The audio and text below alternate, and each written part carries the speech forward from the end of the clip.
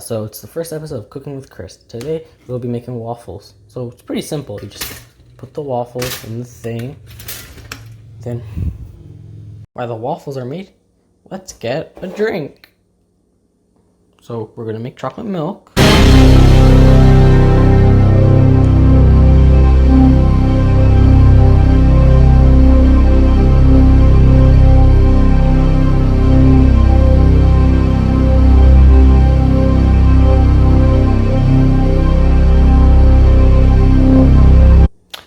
There we are. Now, where's the chocolate milk? We'll get it magic bippity boppity boo. There we are. Now, we just get a spoon.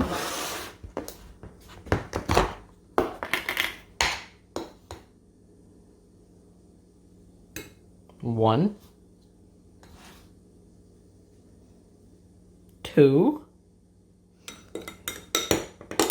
Then you mix. There we are, fully mixed. We're just gonna keep the spoon in there. Now, we get the waffles. And there we have it, waffles. We don't have syrup, so, oh well. But yeah, waffles. The hell am I doing?